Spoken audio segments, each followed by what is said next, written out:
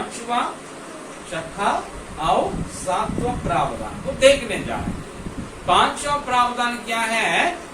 गठबंधन। इसके बारे में जानने के लिए 9, 10, 12 और 16 वचनों को हमको पढ़ना होगा। मैं आपके लिए पढ़ता हूँ, आप गौर कीजिए।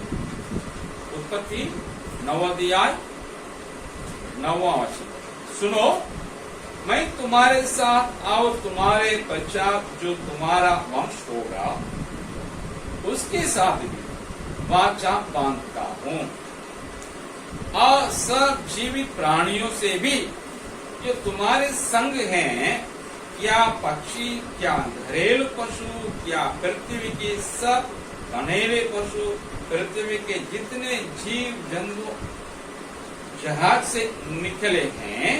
12 वचन, फिर परमेश्वर ने कहा, जो वाचा मैं तुम्हारे साथ और तुम्हारे और जितने जीवित प्राणी तुम्हारे संग हैं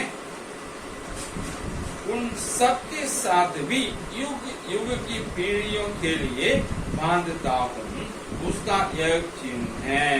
फिर 16 वचन, बादल में जो धनुष होगा मैं उसे देख के यह सदा की वाचा स्मरण करूंगा, जो परमेश्वर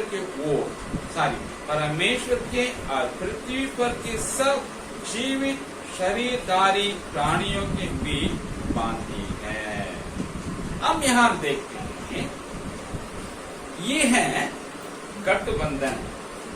बाइबल का शब्द है वाचा, या संधि भी समझ सकते हैं, लेकिन हम समझने के लिए एक रिदम के बनाए। गठबंधन, गठबंधन मतलब क्या है?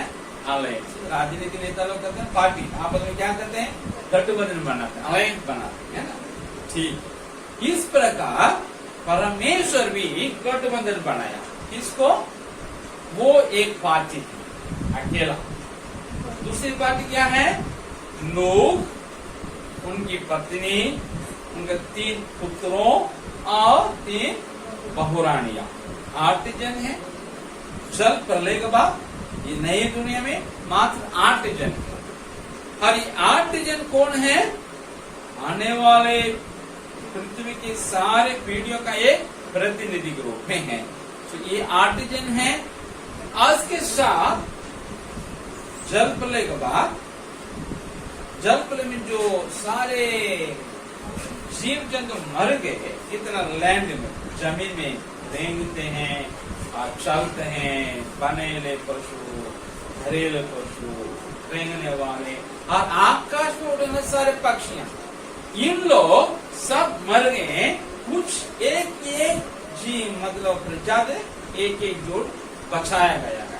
अब इतना ही है दुनिया में, जीव जंतु इतना ही है। उनके साथ पहली पार्टी परमेश्वर, दूसरी पार्टी नूह और उनका परिवार, और उनके साथ जो जीव जंतु है वो सब है। परमेश्वर इन दोनों के बीच वाचा बांधता है अपने बच्चों से। तो परमेश्वर कहता है तुम्हारे ही साथ नहीं, तुम्हारे पश्चात तुम्हारे वंश जो होगा उनके साथ भी ये वाचा है। जितने जीव जंतु हैं उनके साथ भी ये नहीं, इसके बाद जितना उत्पन्न होगा दुनिया का अंत तक उसके साथ भी मैं वाचा बांधते हूँ। सो परमेश्वर जो वाचा बांधता है, इस वाचा सारे मानव जाति के साथ होती है, ये है, और सारे जीव जंतु के साथ हुई है, और भविष्य की पीढ़ी के साथ हुई। मतलब आप और हम इसमें कौन है? शामिल हैं। आप और हम साधारण नहीं हैं, हम परमेश्वर के वाचा के अधीन में हैं। हम लोग के साथ हमारे जन्म से पहले परमेश्वर क्या कर दिया? वाचा बांध लिया पहले से। तुमके साथ भी परमेश्वर वाचा बांधा। पिता के साथ भी वाचा बांधा, भूमिका के साथ, एक जन के साथ, समझ लो, एक भारत के साथ यहोवा परमेश्वर वाचा बांधा। दुनिया के एक एक राष्ट्र के साथ, हर एक राष्ट्र के एक एक नागरिक के साथ, सदस्य के साथ यहोवा परमेश्वर वाचा पागल से बांध है। और इसलिए ये वाचा क्या है? रहने दो ना, रहने दो। इसलिए वाचा क्या है? सार्वभौमिक। समझ रहे? सार्वभौमिक। मनुष्य जो वाचा बांधता सार्वभौमिक नहीं होता, आपस में दोस्त के बीच में होगा, या परिवार तक होगा सीमित, या लोगों के साथ सीमित होगा, या तो राष्ट्र के साथ सीमित होगा, या कुछ राष्ट्र के सीमित होगा, लेकिन कोई भी सार्वभौमिक नहीं होता। इंडिविजुअल के बीच में, इंटर फैमिली होगा, अंदर परिवार के साथ होता है, अंदर जिला के साथ होता है, अंदर राज्य के साथ होता है, अंदर राष्ट्र के साथ होता है, लेकिन सार्वभौमिक होता नहीं है।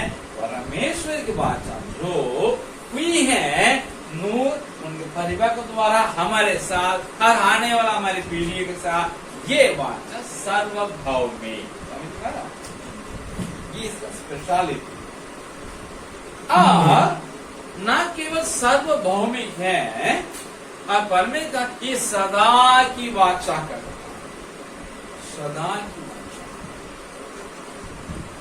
इसका मतलब है ये सदैव रहने वाले, बने रहने वाला वाचा है।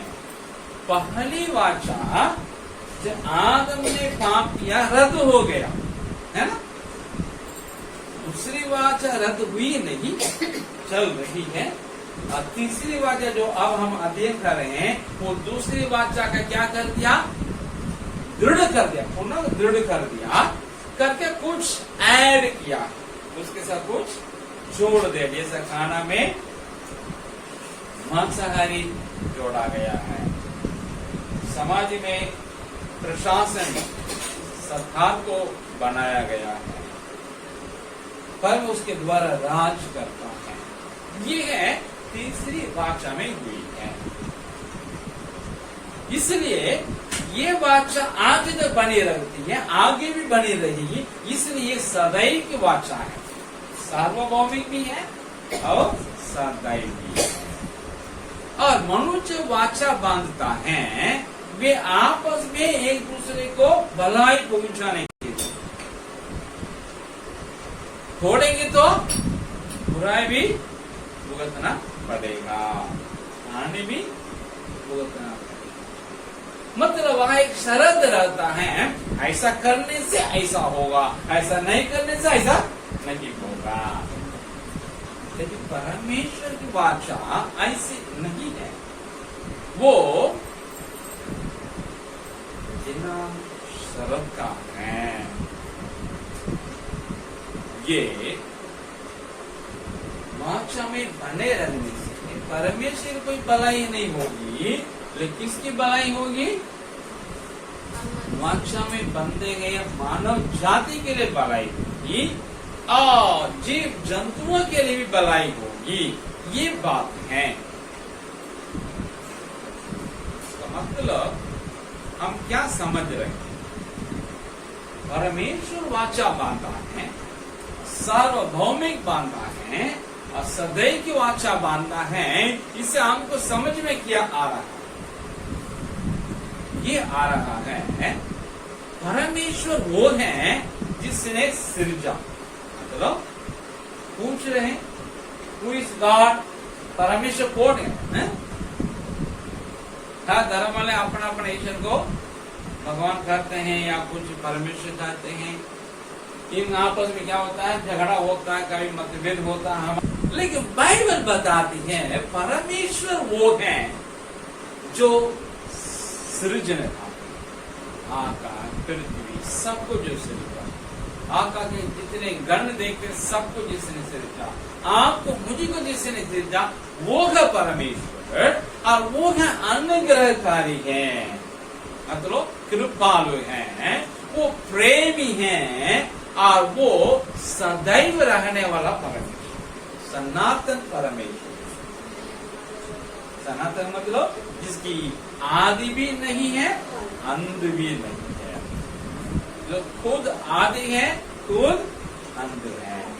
इसलिए बाइबल आप पढ़ना शुरू करेंगे, पहला किताब का पहला अध्याय का पहला वचन क्या बताती है?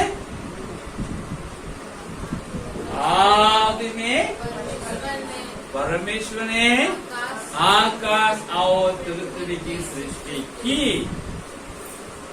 ये आदि को हम समझ नहीं सकते, हम नाप नहीं सकते, समय से, टाइम से, वर्षों से, सदियों से नाप नहीं सकते।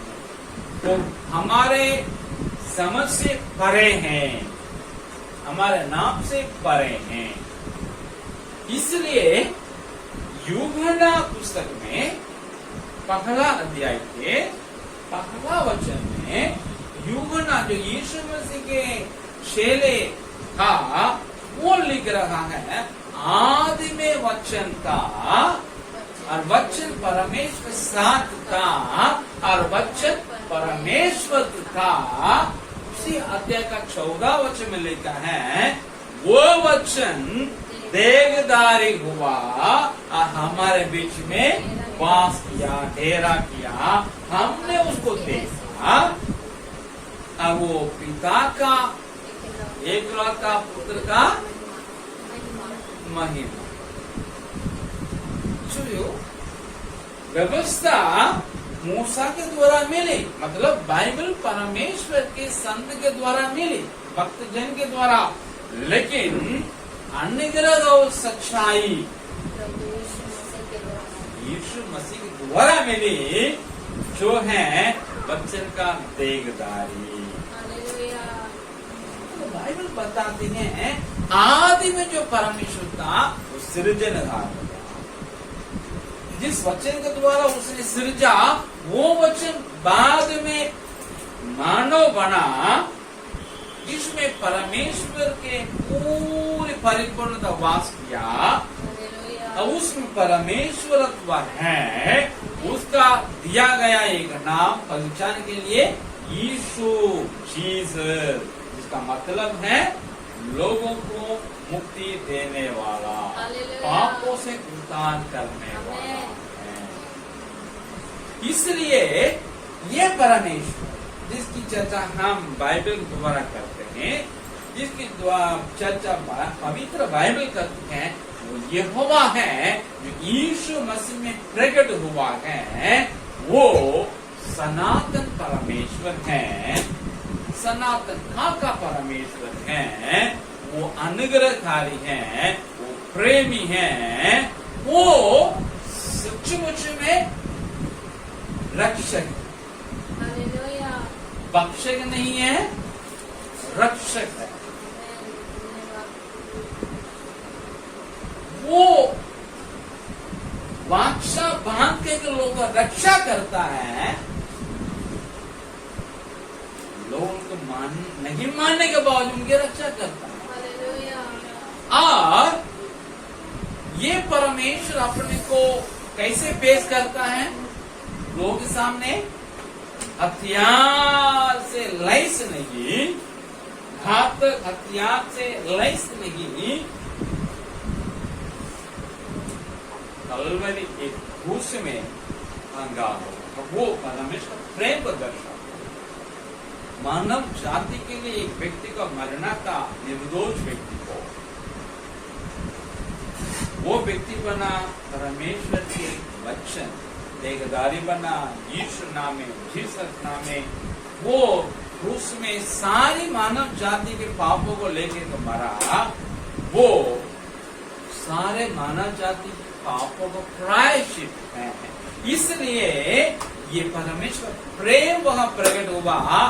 उसमें यीशु को टांगा हुआ जैसा जो चित्र वर्णन करता है, वो चित्र ईश्वर नहीं है, ईश्वर नहीं है, लेकिन एक वर्णन है, एक क्या बोलते हैं, चित्र रूप में उसको दर्शाते हैं। वो क्या चीज को दर्शाता है? प्रेम को दर्शाता है। यीशु मसीह को देखिएगा, किसी को डर नहीं आएगा, मतलब डर मतलब वो भयानक नहीं दिखता, इसलिए किसी को ऐसा भय नहीं आता है। भय का मारे उसको क्या करें, उसका दंडवत करें। यीशु मसीह का दंडवत भय के कारण नहीं किया जाता है, लेकिन उनके प्रेम के कारण किया जाता है। बाइबल का परमेश्वर अपने को प्रेमी करके प्रस्तुत किया है, न कि एक डरावने वाले हथियार से लाए। और वो किसी खास राष्ट्र का ईश्वर नहीं है, यहोवा परमेश्वर यीशु मसीह किसी खास प्रांत के लिए वो ईश्वर नहीं है, लेकिन वो ईश्वर कहला जाते हैं, उनको ऊपर ईश्वर, इसलिए वो परमेश्वर ईश्वरों को परम ईश्वर, इसे परमेश्वर कहते हैं, जिसका नाम बाइबल यहोवा का देता है। और वो सारी मानव जाति के लिए परमेश्वर है, सारी पृथ्वी के लिए परमेश्वर है, सारे ब्रह्मांड के लिए परमेश्वर है। जितनी आकाश गंगाएं आकाश में दिखती हैं या गिनी जाती हैं, सारे आकाश गंगाओं के लिए वही एकमात्र परमेश्वर। यही कारण उसने सारे लोगों के साथ वाचा बांधा, सारे जीव जंतुओं के साथ वाचा बांधा, उसे सदैव के लिए बांधा। ये है हमको इस वाचा के द्वारा उत्पत्ति 9 का 9-10 के द्वारा समझ में आता है। तो लेकिन वास्तविकता क्या है, मनुष्य के एक अधिकांश या बहुत बड़ी झुंड है या बहुत बड़ी हिस्सा है, वो तरह तरह का मानव से बनाया हुआ देवी देवताओं को जो घातक हथियार से लैस हैं, उनको उनके डर के कारण या उनसे डर के भय पा करके उसका दंडवत करता है। लेकिन आप पर हम वचन को अध्ययन करते हैं, सुनते हैं, समझने का कोशिश करते हैं, जो नए सिरे से जन्मे हैं मसीह लोग हैं, हम लोग उस परमेश्वर को जिसने हमारे लिए वाचा बांधा, हमारे साथ वाचा बांधा है, जो प्यारा है, जो दयालु है, जो अनुग्रहकारी है, जो सनातन परमेश्वर है, उसकी आराधना करते हैं। अगर आप में कोई इस परमेश्वर का अभी तक व्यक्तिगत रूप में नहीं जाने हैं, जो सुनने वाले में, तो आपसे आज अनुरोध है या आपका आज परामर्श है, बाइबल को आइए उसको पढ़ना शुरू कीजिएगा, उसमें चर्चित, उसमें वर्णित यीशु मसीह को थाकिएगा, आप उसी का दंडवत करें, उसी का आराधना करें, उसी के अनुयायी बन करके आगे बढ़े, क्योंकि सदैव का परमेश्वर, सार्वभौमिक परमेश्वर, सारे ब्रह्मांड का परमेश्वर और आपका परमेश्वर मेरा